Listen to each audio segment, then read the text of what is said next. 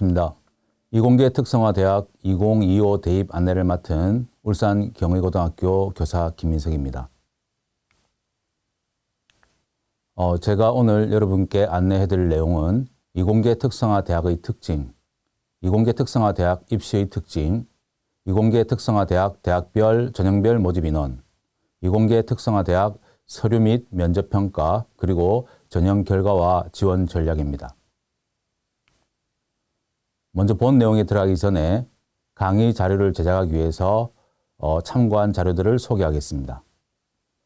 각 대학별 2024학년도 모집요강, 각 대학별 2025학년도 시행계획, 각 대학별 2023학년도 선행학습 영향평가 보고서, 각 대학별 입학처에 직접 문의한 내용과 대학 알림이 등을 참고하였습니다.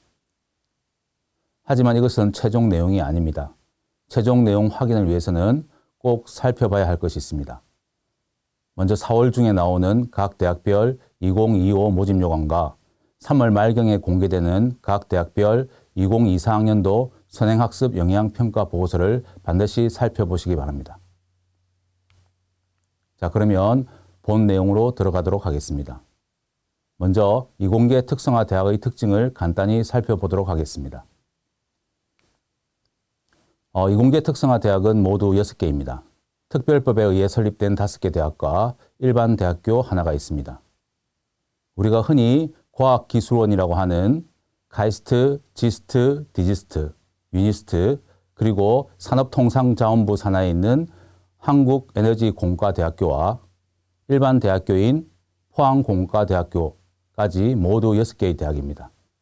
각 대학의 위치는 오른쪽 지도에서 살펴보시기 바랍니다.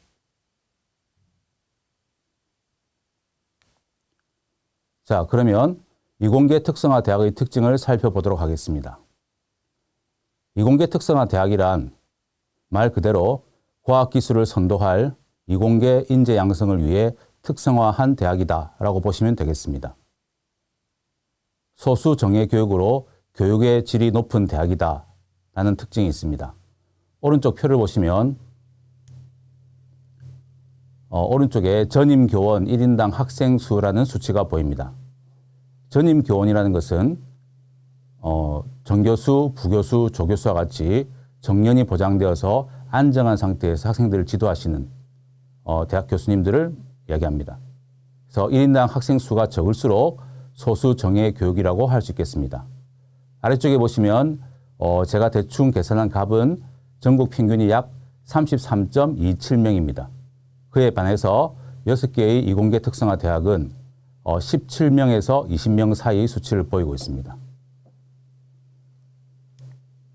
자, 다음 세 번째는 풍족한 경제적 배경을 가지고 있다입니다. 국가 예산 지원금과 교수님들의 높은 연구 역량에 따른 연구비가 확보됨으로써 경제적으로 좀 풍족하다라는 특징이 있다는 겁니다. 물론 최근 R&D 예산이 삭감되는 부분이라든지 관련된 뉴스들이 나오고 있지만 일단은 평균적으로 타 대학에 비해서는 경제적으로 풍족한 배경을 가지고 있다라고 얘기할 수 있습니다. 네 번째, 풍부한 장학금으로 경제적 부담이 없는 편이다라는 특징이 있습니다. 다시 오른쪽 표를 보겠습니다.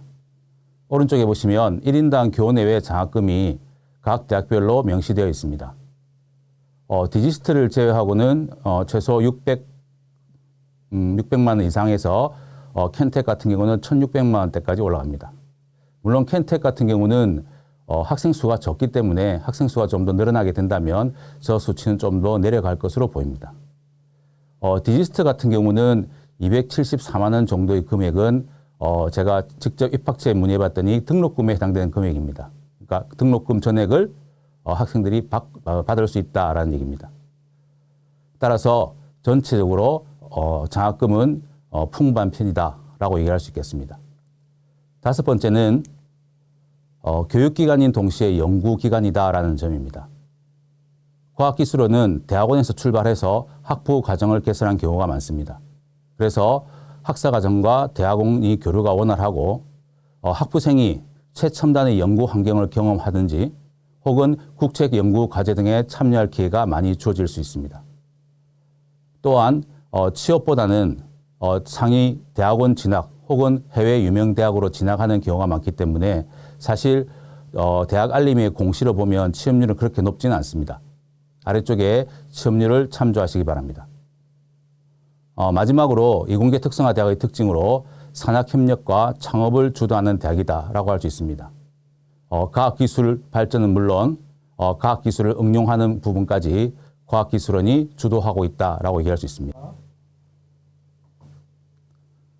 다음은 이공계 특성화 대학의 인재상입니다.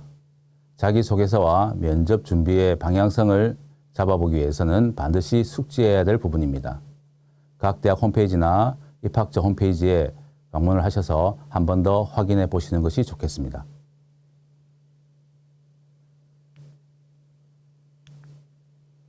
다음은 이공계 특성화 대학의 주 전공 과정입니다. 이공계 특성화 대학은 대부분 무학과 모집을 합니다. 시임생 때는 전공이 없는 상태에서 1학년 말쯤에 전공을 새롭게 선택하게 됩니다. 하지만 반도체 관련 학과와 유니스트의 경영학과는 별도의 모집을 하고 있습니다.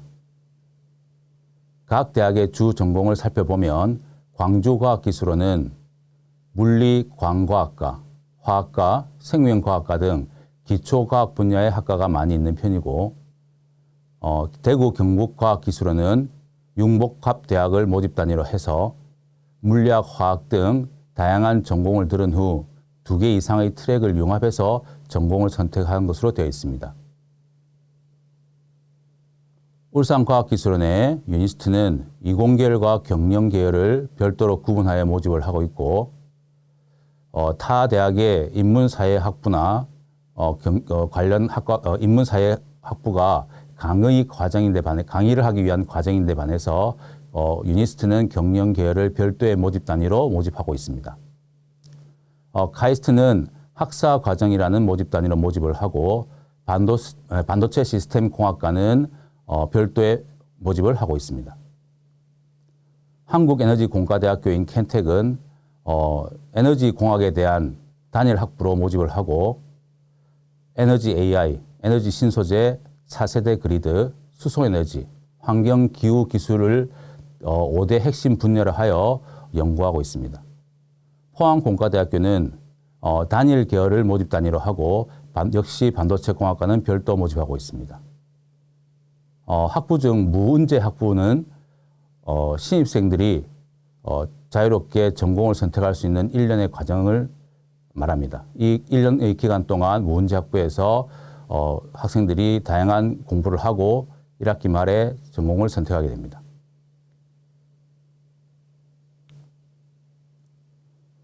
유니스트의 경영학과와 기본 이수 조건을 나타낸 자료입니다. 많은 학생들이 인문사회계열의 경영학과라고 생각을 해서 인문계열의 학생들이 경영학과를 지원하려고 하는 경향도 있어 보입니다. 하지만 반드시 먼저 살펴봐야 될 것은 유니스트 경영학과에서 배우게 되는 교육과정을 살펴봐야 됩니다. 기초 필수에서 학과 지정으로 미적분, 미분 방정식 등 수학 과목이 있고 제일 아래쪽에 기초 필수로서도 미적분 외에도 일반 물리, 화학, 생물 등 과학 과목도 이수해야 된다는 것을 먼저 알고 난 후에 선택을 하는 것이 좋겠습니다. 다음은 이공계 특성화 대학 입시의 특징입니다. 앞서 살펴보셨던 것처럼 이공계 특성화 대학은 무학과 모집입니다. 단 반도체 관련 학과나 유니스트의 경영과학부는 제외입니다. 두 번째, 수시 모집에서 6개 원서 제한에 포함되지 않습니다. 단 포항공대는 일반 대학교이기 때문에 당연히 6개 원서 제한에 포함됩니다. 세 번째, 정시 모집에서도 역시 가, 나, 다, 군과 관계없이 군 외 모집으로 신입생을 선발합니다. 포항공대는 전체를 수시 모집에서만 뽑기 때문에 정시 모집은 없습니다. 네 번째, 영재 학교 및 과학고 학생들과 경쟁하는 전형이 있고 그렇지 않은 전형이 있습니다. 따라서 입시를 치러가는 과정에서 본인이 어떤 전형을 찾아가는 것이 유리할 것인지를 고민한 후에 선택을 해야 되겠습니다. 다섯 번째는 학생부 종합전형의 서류평가 방식을 치르고 있습니다. 서류평가 방식은 비슷하지만 일반 대학교하고는 달리 자기소개서를 추가로 제출하거나 증빙 서류를 제출해야 되는 경우가 있음을 알아야 합니다. 여섯 번째는 수학과 과학교과의 역량이 매우 중요합니다. 당연히 이공계 특성화 대학이기 때문에 수학 역량, 과학 역량은 매우 중요합니다. 일곱 번째, 면접의 비중이 상당히 큰 편입니다. 적게는 40%에서 높게는 67%까지 면접의 비중이 있기 때문에 면접이 있는 전형에서는 철저히 대비를 해야 되겠습니다. 여덟 번째, 특기자 전형에서는 교외 수상, 연구 실적이 활용 가능합니다. 따라서 최근 일반 대학교 진학을 염두에 두기 때문에 수상이라든지 봉사에 대해서 반영되지 않기 때문에 관심을 가지지 못한 경우가 있는데 이공계 특성화 대학을 지원하려고 하는 학생이라면 수상과 봉사 등에 관한 실적도 관리해야 되겠습니다. 아홉 번째, 수시 모집에서 수능 최저 학력 기준이 없습니다. 단 에너지공과대학교와 포항공과대는 일부 전형에서 최저가 있습니다. 그건 이후에 개별적으로 살펴보도록 하겠습니다. 다음은 이공계 특성화 대학의 대학별, 전형별 모집 인원을 살펴보겠습니다. 2021년도부터 2025년도까지의 수시 모집 인원의 변화입니다. 보시면 동일 전형간에는 큰 변화가 나타나고 있지는 않습니다. 전체적인 인원의 규모도 크게 변하고 있지는 않은데 각 대학별로 인원을 선발하는 인원의 규모를 보면은 카이스트가 가장 많은 인원수를 뽑고 그 다음엔 여기 유니스트 여기서부터 유니스트입니다. 그리고 포항공대가 세 번째로 많은 인원을 뽑습니다. 전형별로 살펴보았을 때는 일반 전형 쪽에서 많이 뽑고 그 다음은 이제 학교장 추천 전형이 일반보다는 두 번째로 많은 인원을 선발하고 있습니다. 지금 보시는 그래프는 수시 모집 인원이기 때문에 정시 인원은 포함되어 있지 않습니다. 정시 인원은 유동적입니다. 각 대학별로 10명에서 10명 내외로 뽑는데 그 인원이 정확하지 않은 것은 수시에서 채 뽑지 못한 인원이 이월되어서 포함되면 인원이 좀 더 증가할 수 있기 때문에 정시 인원은 많이 유동적이라고 하겠습니다.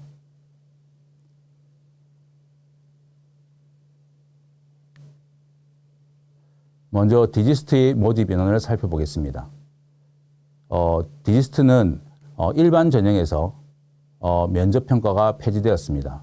2024 입시부터 폐지가 되었고 또 살펴볼 것은 학교장 추천 전형에서 보통 학교장 추천 전형은 일반고, 자율고, 특성화고 재학생들을 대상으로 하는데 특목고는 지원 대상에서 제외됩니다. 그런데 디지스트가 2025부터 특목고를 포함시켰습니다. 그 다음에 특기자 전형이 폐지되었고 대신 과학인재 전형이 신설되었습니다.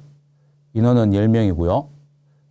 전형 방법은 기존의 특기자 전형과 유사합니다. 특기자 전형과 거의 같다라고 보시면 될 것 같습니다. 해당 대학의 입학처에 전화를 통해 확인하였습니다. 또 특이한 점은 디지스트에서는 정시에서 출결 점수를 반영을 합니다. 그리고 수학은 미분이나 기하 중에 선택해야 되고 과학은 2과목을 선택하되 2 과목을 하게 되면 변환 표준 점수에서 5%를 가중치로 줍니다. 표에서 보시는 붉은색 별표시 에스트리크가 보이는 것은 반도체 공학과 인원으로서 정원의 모집을 의미합니다. 다음은 지스트입니다. 역시 반도체 공학과 인원이 별도로 명시가 되어 있습니다. 자, 수시에서 보시면 일반 전형, 학교장 추천 전형, 고른기회 전형은 단계형 전형으로 서류 100%, 2단계에서는 서류 60, 면접 40 이렇게 선발하게 됩니다. 앞서서 디지스트에서 면접이 없는 것과는 상반되는, 대비되는 전형이라고 할 수 있겠습니다. 학교장 추천 전형도 일반고, 특성화고, 자율고로 제한해놨습니다. 그래서 특목고 학생은 지원할 수가 없습니다. 특기자 전형은 단계형으로 역시 서류 100%에서 특기 종합평가를 100%로 2단계에서 선발합니다. 해당 영역은 소프트웨어, 벤처 창업, 발명 또는 특허, 연구 R&D 등 특정 분야 우수한 연구 능력이나 혹은 우수한 결과물들을 제시할 수 있습니다. 정시는 앞서 디지스트와 유사합니다. 역시 국어, 수학, 영어, 탐구, 한국사를 반영하고 수학은 미적분이나 기하, 과탐 2과목 해야 되고 동일한 과탐 과목은 선택할 수 없습니다.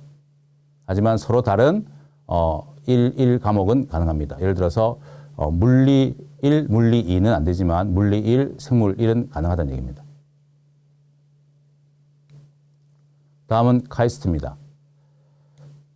카이스트는 작년에 큰 변화를 겪었습니다. 그래서 작년과는 큰 변화가 없습니다. 작년에 이미 큰 변화를 겪었기 때문에 세 단계로 구분하여 뽑습니다. Early Admission, Regular Admission, Late Admission 해서 수능 전, 수능 후. 차이점은 수능 전에 보는 전형에서는 면접이 없습니다. 서류 100%로 뽑게 되고 이 전형은 창의 도전 전형과 학교장 추천 전형입니다. 역시 학교장 추천은 일반고, 특성화고, 자율고 재학생이 지원 가능합니다. 인원 제한 2명입니다. 그리고 수능 이후에는 면접이 60%가 있는 전형이 있습니다. 일반 전형, 고른기회 전형, 특기자 전형이 있습니다. 앞서 면접이 없는 전형에서는 상대적으로 서류의 중요성이 굉장히 높아질 것이고 이후에 면접이 강화되는 전형에서는 면접 대비가 굉장히 중요하다고 할 수 있겠습니다.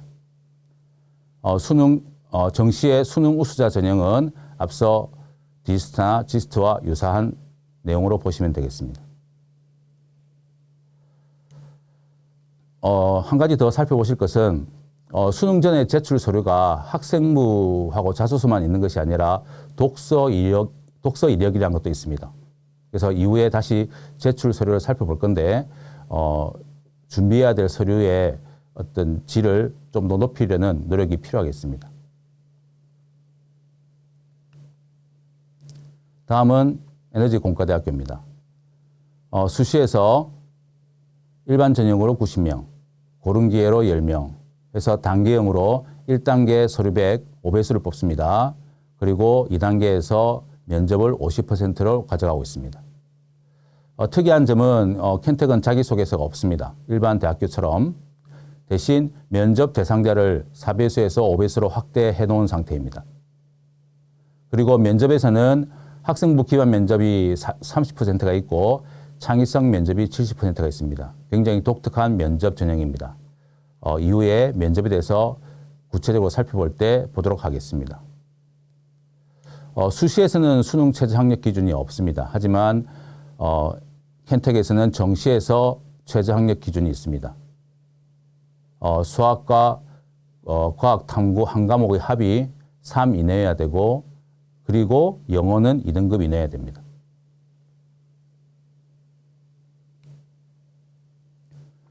다음은 포항공과대학교입니다. 단일 계열로 뽑는 일반 전형 1, 일반 전형 2. 이 전형은 이전에는 일반 전형이라고 그냥 되어 있었는데 1과 2로 구분되었습니다. 1에서는 220명을 뽑고 2에서는 70명 뽑습니다. 둘의 차이점은 일반 전형에서는 수능 체제가 있습니다. 그리고 기회균형에서 지역인재 전형이 있고 이거는 경북 대구 지역에 해당되는 얘기입니다. 그리고 통합전형이 있습니다. 통합전형은 신설된 전형입니다. 원래 있었던 농어촌 전형과 특성화고 졸, 재직자 전형이 폐지가 되면서 통합 전형으로 농어촌 전형이 합쳐지게 되었습니다. 그리고 저소득층 전형으로 또 10명을 뽑습니다. 반도체 공학과에서는 반도체 공학 1과 2가 있는데 앞서 일반 전형 1과 2가 달랐듯이 반도체 공학 인재 2에서도 수능 체제가 있습니다. 그리고 전형 방법은 모두 1단계에서 서류를 100%로 보고 3배수로 뽑은 다음에 2단계에서 서류 67, 면접 33으로 해서 선발하게 됩니다. 꼭 잊지 말아야 할 것은 포항공과대학교는 수시 원서 6개 제한이 적용되는 대학이라는 점입니다. 수능 최저는 수학, 미적분이나 기하 중에 하나 해야 되고 과학 과목은 2과목의 평균입니다.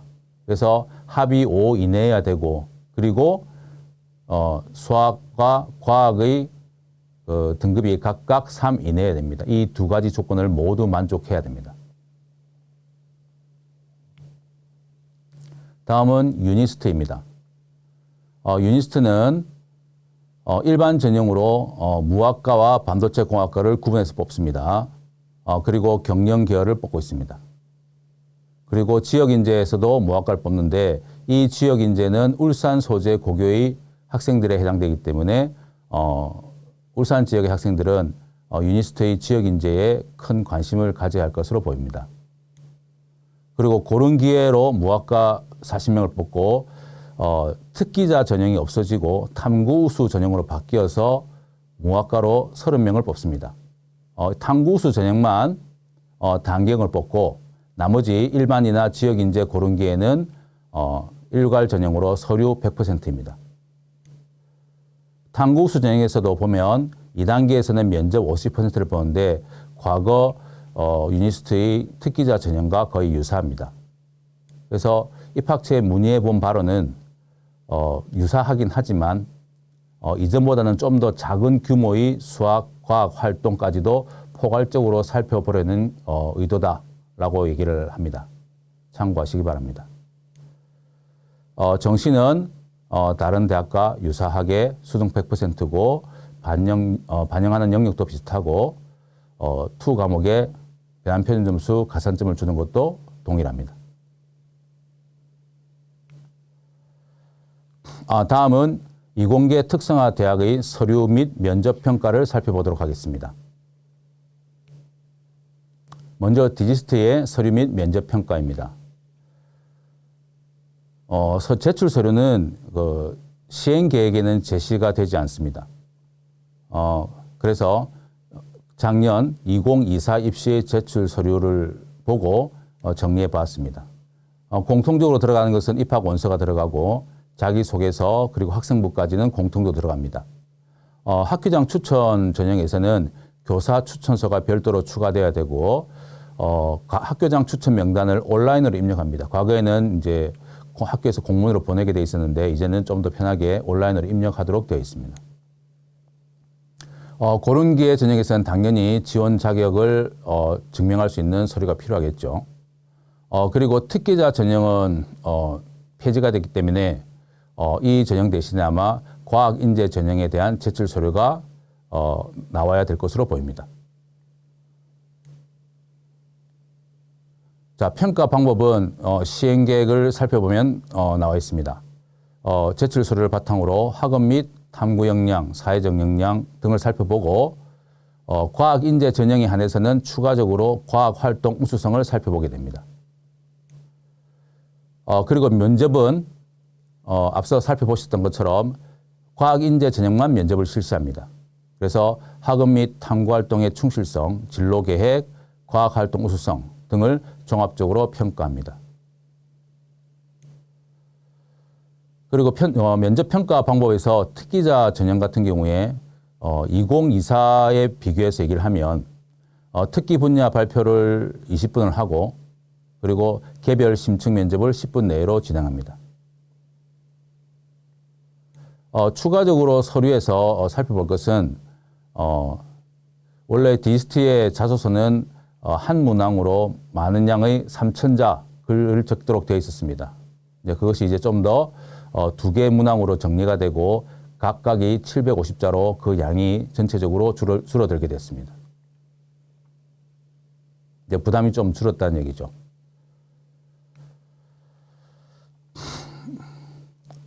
자, 그래서 디지스트의 선행학습 영향평가 보고서를 살펴봤습니다. 일단 그 제출된 서류를 바탕으로 시행된 면접으로 보입니다.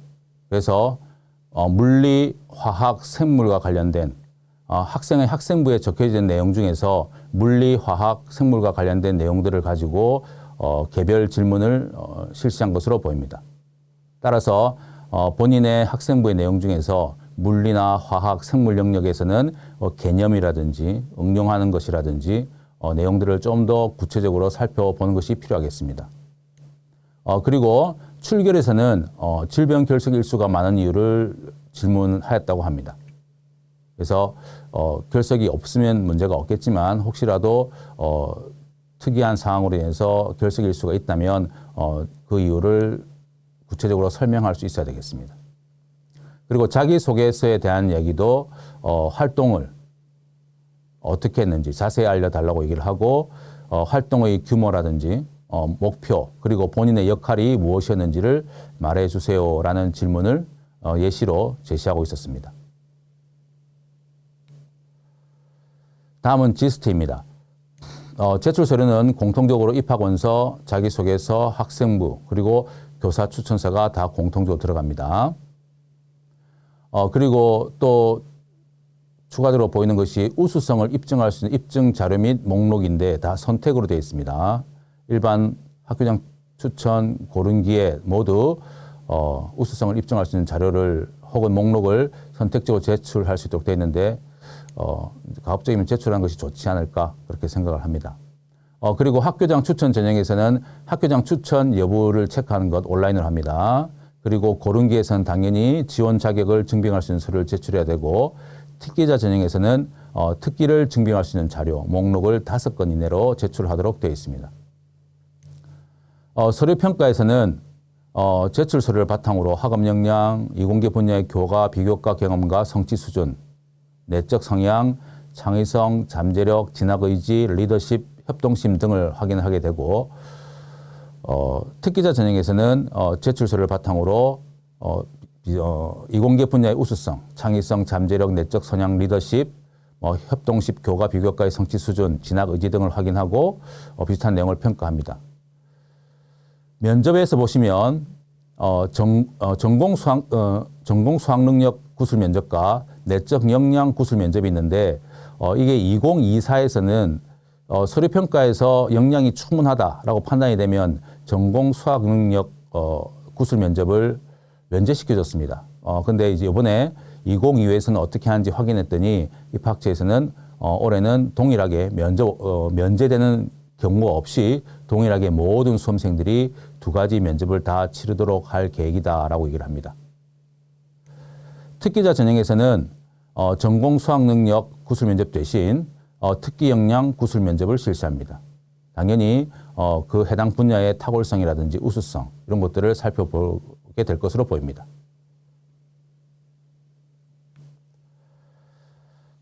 지스트의 선행학습 영향평가 보고서를 확인해 봤습니다. 제출 서류를 기반으로 이공계 적합성, 내적 역량 등을 종합적으로 확인하는데 수학이나 과학 문제풀이와 같은 구술 면접은 실시하지 않았다라고 되어 있습니다. 지금 보시고 있는 것은 2023의 선행학습 영향평가입니다. 아직 2024의 선행학습 영향평가 보고서는 나오지 않았습니다. 보통 선행학습 영향평가 보고서는 3월 말경에 공개가 됩니다. 그래서 반드시 이번 달 말 3월 말경에 2024 선행학습 영향평가 보고서를 확인해 보시는 것이 좋겠습니다. 자, 일단 보시면 일반 전형과 학교장 추천 전형, 고른기의 전형에서는 학교생활기록부, 자기소개서와 관련된 질문을 했고 특기자 전형에서는 특기 증빙 자료와 자기소개서와 관련된 질문을 하였습니다.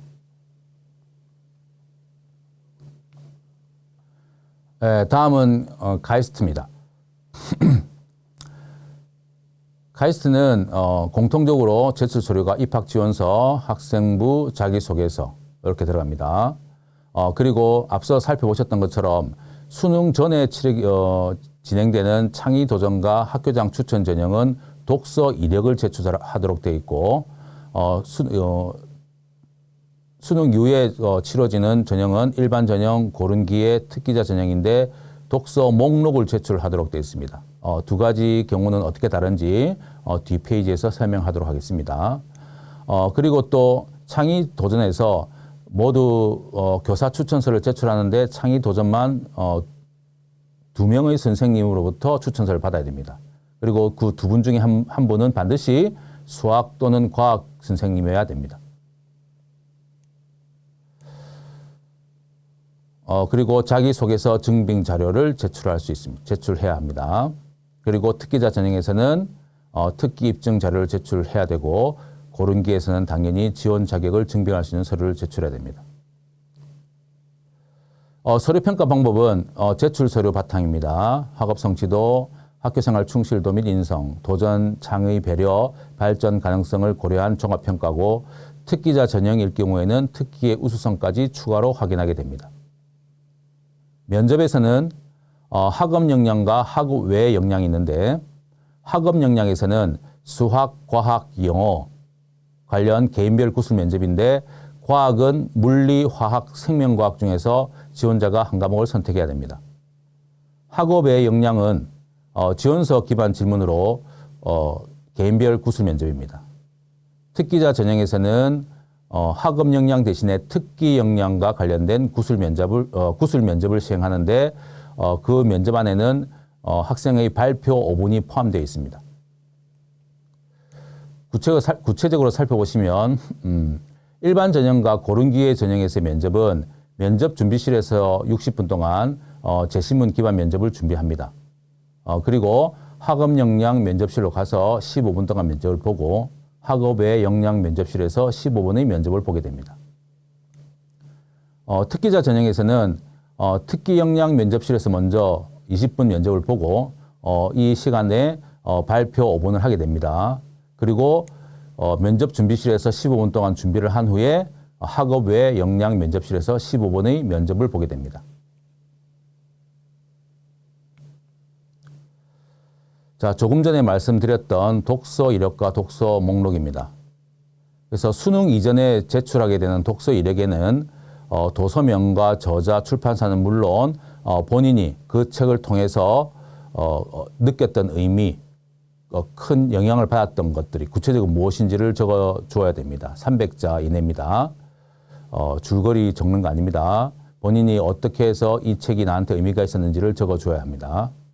자, 독서 목록은 수능 이후에 제출하는 것으로 도서명과 저자, 출판사만 적어내면 됩니다. 하지만 이 내용도 역시 면접 당시에 이 책을 읽게 된 계기라든지 어떤 영향을 받았는지를 질문받을 수 있기 때문에 관련 내용도 준비해야 되겠습니다. 카이스트의 면접 기출 문제입니다. 수학 문제와 그리고 영어 문제, 지문이 길게 주어지고 그 속에서 단어의 의미를 파악하고 설명하고 세부 정보를 파악하고 문장에는 없는데 내용을 추론해서 설명하는 것까지 해서 면접을 보게 됩니다. 그리고 물리, 화학, 생명과학 중에서 물리 문제의 일부를 들고 왔습니다. 이런 식으로 자료가 주어지고 질문을 하게 됩니다. 그리고 학업 외 역량에서는 역시 긴 지문이 주어집니다. 일반 전형에서는 학생이 천체관적 행사를 준비하는 과정에서 나타난 여러 가지 상황과 어려움들을 긴 지문으로 주고 3가지 질문을 하였고 학교장 추천과 고른기의 전형에서는 보이지 않는 여자들이라는 책의 일부를 인용해서 그 내용을 바탕으로 성인지적 관점과 그에 따른 어떤 눈을 치우는 제설 순서 설계에 관한 3가지 질문을 하였습니다. 입학처에 가시면 입학 정보와 면접 기출 문제가 있습니다. 그리고 조금 전에 말씀드렸다시피 3월 말에는 선행학습 영향평가 보고서가 공개됩니다. 반드시 참고해 보시기 바랍니다. 다음은 켄텍입니다.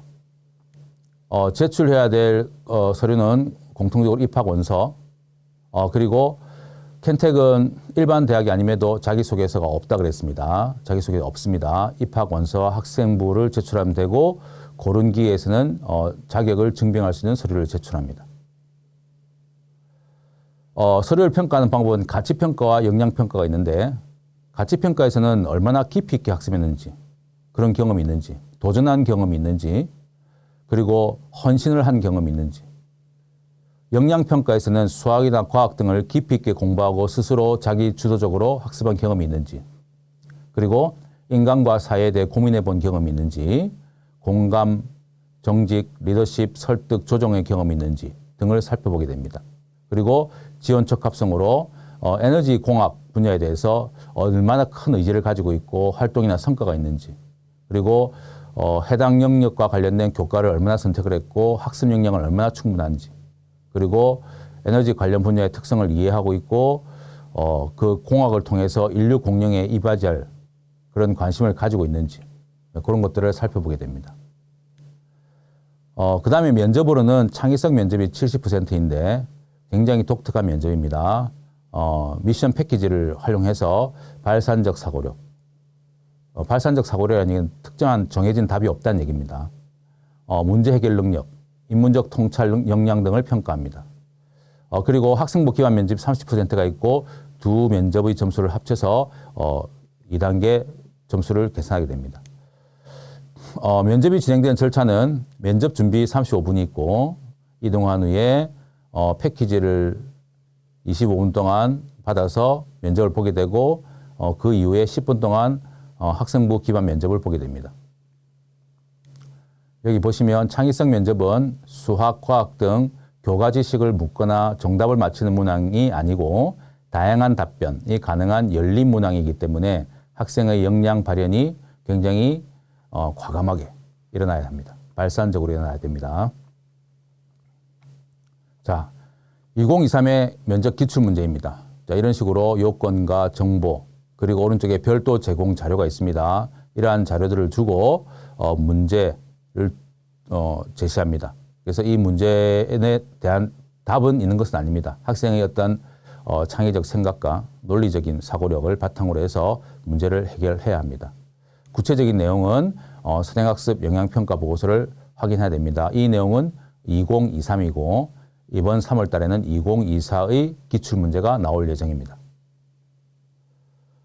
이런 문제를 미리 좀 풀어보는 것이 아마 면접을 보는데 큰 도움을 받을 수 있을 것으로 생각됩니다. 그래서 켄텍에서 가장 처음 먼저 제공했던 모의 면접 문항이고요. 이것도 역시 홈페이지에 가시면 보실 수 있을 겁니다. 그리고 재작년의 2022의 창의성 면접 기출문제입니다. 역시 특정 도시에 발전 설비를 설치하려고 하는데 이런 카드를 다 줍니다.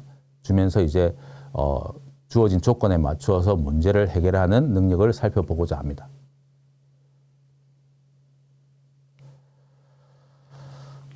다음은 포항공과대학교입니다.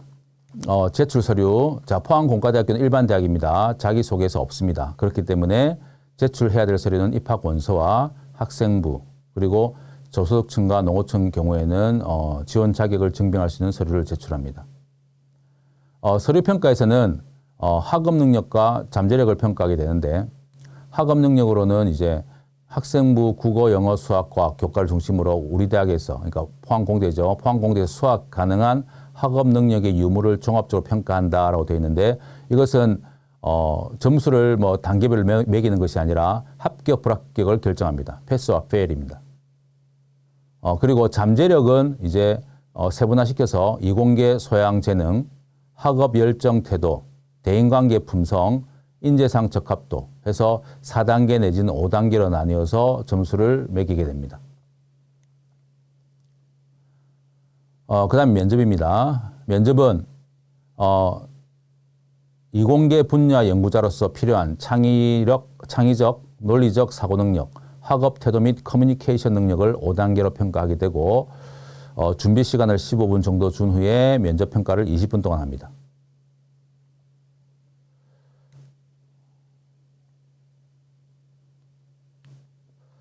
면접 기출 문제입니다. 아까 켄텍하고 약간 느낌이 비슷하긴 하지만 일단 일반 전형과 기회균형의 저소득층, 기회균형의 농어촌의 기출 문제인데 기본적으로는 수학2의 정적분과 미적분의 정적분 내용이 들어가 있습니다. 그리고 반도체 공학 인재 전형 1과 반도체 공학 인재 전형 2에서는 물리 내용이 들어있는데 물리 1의 파동과 정보통신, 물리 2의 전자기장 내용이 들어가 있습니다. 각각은 이렇게 짧게 주어진 내용이 아닙니다. 내용이 많기 때문에 한 페이지에 다 담기는 어렵습니다. 그래서 반드시 여러분들이 직접 선행학습 영향평가 보고서를 통해서 면접의 기출문제를 확인하시는 것이 좋겠습니다. 다음은 유니스트입니다. 제출해야 될 서류는 입학원서, 그리고 자기소개서, 학생부, 그리고 필요한 경우에 지원 자격을 증빙할 수 있는 서류를 제출해야 됩니다. 그리고 특기자 전형은 폐지되었다고 그랬습니다. 대신에 탐구 우수 전형이 새로 생겼습니다. 그래서 아마 2025 모집 요강에 보면 그 내용들이 다시 정리돼서 나올 건데 이것과 유사하지 않을까 그렇게 생각을 합니다. 일단 서류 평가 방법에는 학업 역량으로는 이런 내용들을 평가합니다. 많이 봐왔던 내용들이죠. 그리고 지원 계열에 대한 관심, 관련 탐구 활동이나 동아리, 방과후 활동, 진로 탐색, 그리고 학교 생활 충실도, 인성 등을 이렇게 살펴봅니다. 이 내용들은 2023이거나 2024의 내용이기 때문에 반드시 2025의 모집 요강을 반드시 확인해야 됩니다. 자, 그 다음에 면접에서는 시행계획에 좀 명시가 되어 있습니다. 2025에 탐구 우수 전형은 창의적인 탐구 능력 및 수학 능력, 진로 계획 및 발전 가능성, 품행 및 인성 등을 종합적으로 평가한다라고 되어 있습니다. 유니스트는 선행학습 영향평가 보고서를 확인했더니 일단 특기자 전형만 면접을 실시했고 지원자가 제출한 서류를 바탕으로 해서 내용을 확인하는 방식으로 진행되었습니다. 면접 예시 문항이 이렇게 주어져 있습니다. 지원한 동기라든지 지원한 학과에 구체적인 진로를 희망하는데 이유가 뭔가요? 그리고 교내의 어떤 대회에서 수상했는데 구체적으로 어떤 대회였는지, 그리고 어떤 동아리에 장을 했는데 본인은 어떤 역할을 맡았었는지, 그리고 유니스트에 입학한 후에 학업 계획에 대해서 한번 말해보세요 라는 내용입니다. 자, 그러면 이공계 특성화 대학의 전형 결과에 대해서 살펴보도록 하겠습니다. 일단 대학별, 전형별 수시 경쟁률입니다. 보시면 경쟁률이 약 10대 1 되는 곳에 제가 이제 굵은 점선을 그어두었습니다. 대략적으로 10대 1을 기준으로 해서 높은 경쟁률을 보이는 전형들이 있고 그 10대 1 정도 혹은 그보다 조금 낮은 정도의 경쟁률을 보이는 전형들이 있습니다. 보통 보시면 10대 1이거나 10대 1보다 조금 높은 경쟁률을 보여주는 지역을 제가 붉은색으로 이렇게 표시를 해봤습니다. 대체적으로 일반고 학생들이 많이 합격하는 전형입니다. 그래서 상대적으로 특목고나 영재학교에 비해서 일반고 학생들이 숫자가 많기 때문에 경쟁률도 높게 나타난 것이 아닐까 생각이 들고 사실 이 부분에서 일반고 학생들의 합격생들도 많이 존재하고 있습니다. 각 대학별로 한번 살펴볼 때 보도록 하겠습니다.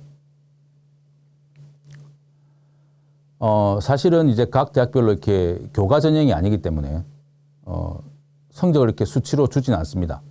사실은 그 수치 자체가 거의 100% 의미를 가지는 것도 아니기 때문에 참고 사항이기 때문에 다 제시하지 않는데 유니스트는 해마다 입학 성적 현황을 간략하게나마 공개하고 있습니다. 자, 일반계 고 기준입니다. 반영 교과는 수학, 과학, 국어, 영어입니다. 여기서 최초 합격이라고 하는 것은 최초 합격한 학생들의 평균 성적이고 70% 컷이라고 하는 것은 최초 합격자 이후에 빠져나갈 사람 빠져나가고 새롭게 들어온 사람 들어오고 해서 최종 등록한 사람 중의 70%에 해당되는 성적이 70% 컷이고 최종 등록한 사람들의 평균 성적이 최종 등록입니다. 보시면 최초 합격은 2018년도부터 제가 명시해 놓았는데 대략적으로 1점대 초반에서 중반 정도 내려가도 뭐 중반 밑으로는 내려가지 않는 것 같습니다. 그 다음에 이제 최종 등록을 기준으로 봤을 때는 1점대 뭐 중반 약간 아래쪽이고 70% 것은 그보다 조금 낮죠. 오히려 더 높은 경우도 있는데 그래서 대체적으로 1점대 중후반의 성적이 됩니다. 하지만 제일 처음에 말씀드렸다시피 학생부 종합전형의 방식으로 서류를 평가하는 것이기 때문에 학생부 성적 등급을 가지고 지원 여부를 결정해서는 안 되겠습니다. 자, 디지스트의 출신 학교 유형별 입학자 수입니다. 보시는 것에서 붉은색은 일반고입니다. 푸른색은 과학고입니다. 그래서 계속 보시는 그래프에서 붉은색이 높은지 푸른색이 높은지를 눈여겨보시면 되겠습니다. 자, 보시면 일반 전형에서 2019년도부터 쭉 가면서 이제 붉은색이 점점 증가하는 걸 볼 수 있습니다. 그래서 디지스트 같은 경우는 2023까지는 일반고 학생들의 합격률이 높은데 단순하게 그냥 결과적으로 봐서 일반고 학생들의 합격률이 높다라기보다는 상대적으로 그 지원하는 학생들도 일반고 학생들은 굉장히 많을 거다라는 것을 염두에 두셔야 됩니다.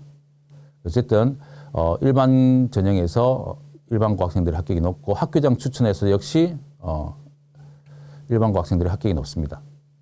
그런데 이제 이때까지는 과학고가 지원할 수 없는 상태였습니다. 근데 2025에서는 과학고가 지원할 수 있기 때문에 그것이 어떻게 변수로 작용할지는 조금 변수가 생길 수 있다고 봐야죠. 그리고 수능 우수자 전형에서도 붉은색의 일반고 학생들이 상대적으로 많은 합격률을 보이고 있습니다. 많은 입학자 수가 많이 보이고 있습니다. 그리고 보시면 그 자기소개서와 학생부를 작성할 때 사실은 구체적인 내용을 적으라는 얘기는 아마 많이 들었을 겁니다. 하지만 실제로 정말 본인의 어떤 태도 변화, 행동 변화, 성장하는 과정을 담을 수 있는 내용이어야 되고 그리고 그 자기소개서를 적을 때는 디지스트에 진학하고자 하는 의지, 우리 흔히들 충성심이라고 표현하기도 하는데 꼭 내가 다니고 싶다라는 의지를 표명하는 것도 중요하다고 얘기할 수 있습니다. 지스트입니다. 지스트는 일반 전형에서 2019에서는 빨간색이 좀 높았던 것 같은데 2022, 23으로 오면서 상대적으로 과학고 학생들의 합격이 많아 보입니다.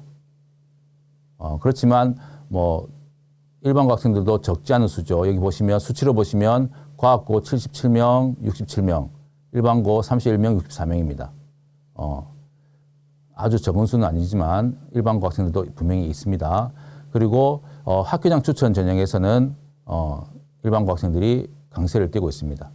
여기에 수치가 없는 이유는 제가 이 내용을 대학 알림의 공시로 확인을 했는데 2022까지는 지스트에서 일반 전형에 학교장 추천 전형을 다 포함시켜서 수치를 넣었기 때문에 제가 이 내용을 구분해서 알 수가 없었습니다. 그런데 이번 2023에서는 공시에서 학교장 추천을 별도로 제시해 주었기 때문에 이렇게 별도로 구분하였습니다.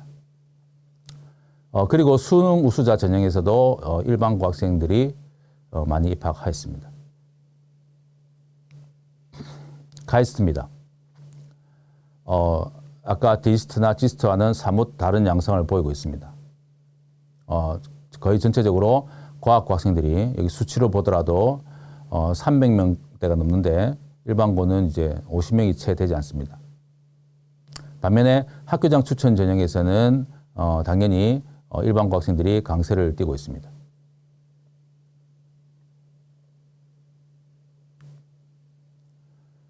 에너지 공과대학교입니다. 일반고 학생들이 많이 들어오는데 상대적으로 자율고 학생들도 같이 많이 들어왔습니다.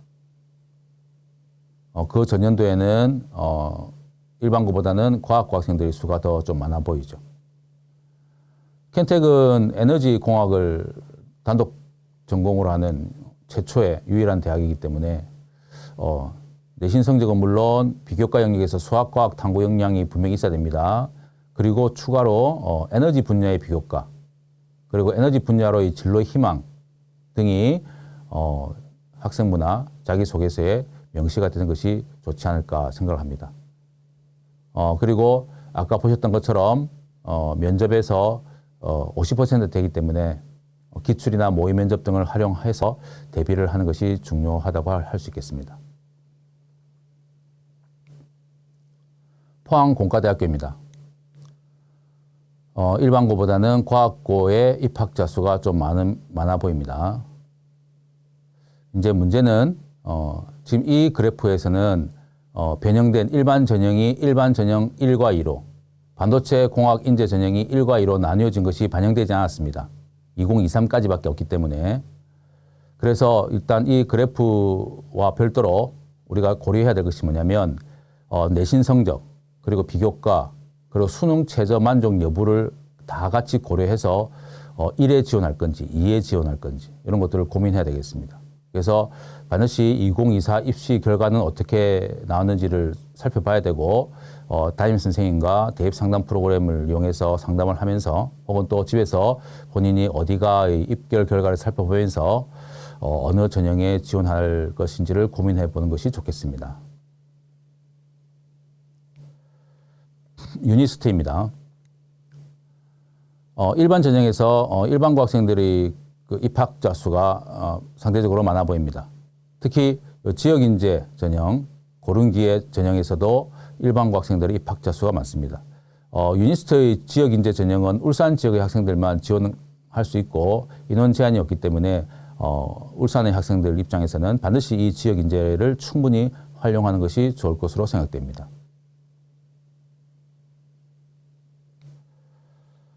자, 그러면 이공계 특성화 대학의 지원 전략에 대해서 한번 간단히 살펴보도록 하겠습니다.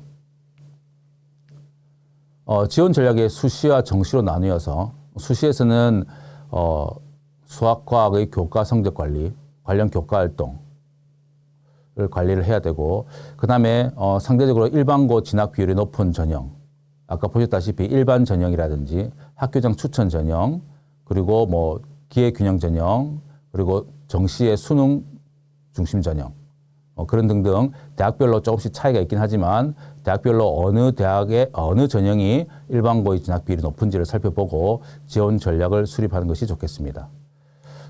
그리고 기회균형처럼 특별 전형의 자격이 본인이 해당된다면 그 기회를 적극적으로 활용할 수 있으면 좋겠고, 방금 말씀드렸던 것처럼 유니스트의 지역인재 전형이 가장 적극적으로 활용되어야 될 것으로 보입니다. 그리고 6개의 제한을 받지 않아서 원서는 쓸 수 있지만 자기소개서를 써야 한다는 것은 좀 부담감이 될 수 있지만 그래도 기회를 한 번 더 사용하는 것이 더 좋지 않을까 그렇게 생각을 합니다. 그리고 면접의 비중이 크기 때문에 면접을 대비하는 것도 필요합니다.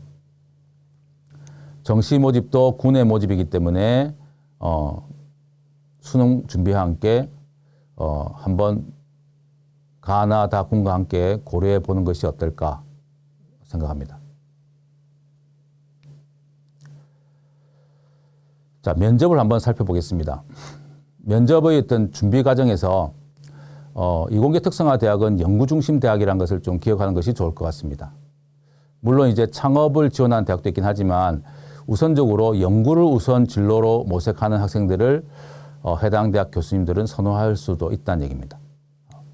그 다음 해당 대학의 교육과정과 인재상 등을 기본적으로 철저히 이해해 두는 것이 좋습니다.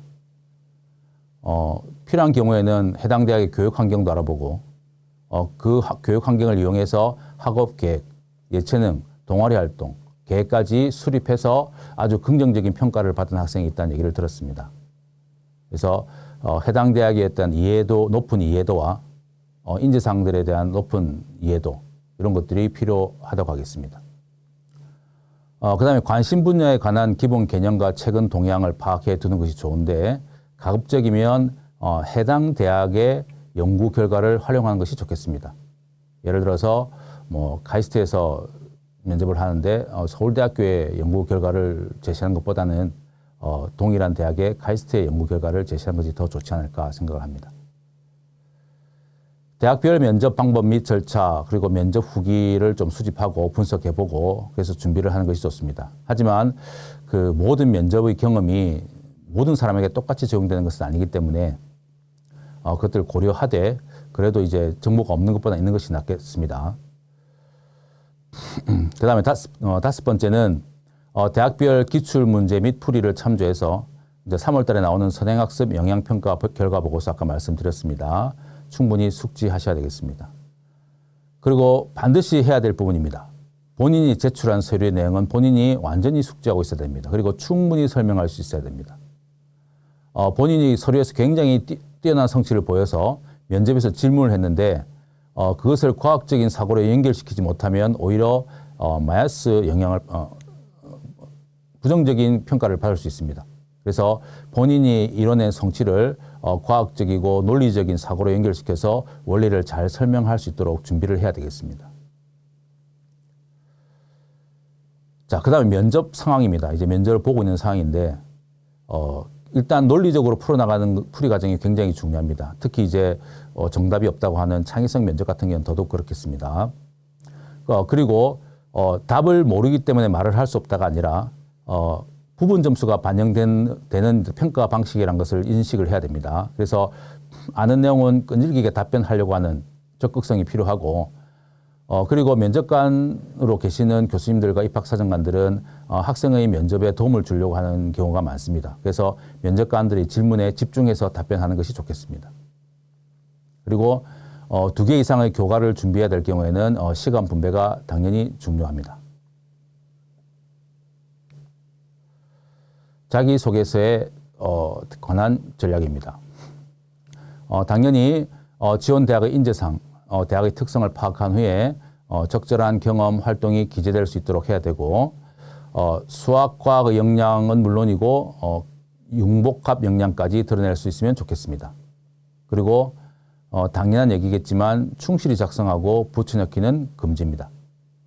그리고 단순한 나열은 의미를 가지지 못합니다. 본인의 구체적인 활동, 과정, 노력 등을 기술해야 되고 본인의 모습이 없는 프로그램은 아무리 멋진 프로그램이라 하더라도 아무리 멋진 활동이라 하더라도 본인에게는 의미 없는 활동이 됩니다. 만약 학생이 그 학년이 올라가는 과정에서 진로가 변경되었다면 그 변경된 계기와 과정을 설득력 있게 설명하는 것이 좋습니다.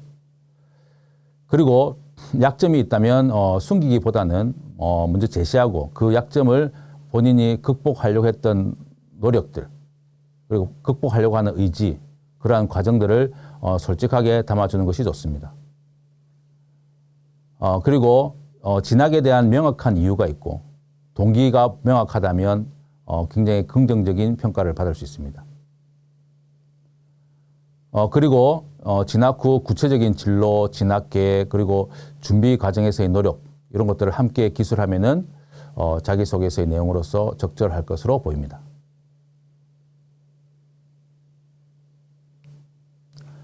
이상으로 이공계 특성화 대학의 입시에 관해서 안내해 드렸습니다. 조금이나마 도움이 되었으면 하는 바람입니다. 감사합니다.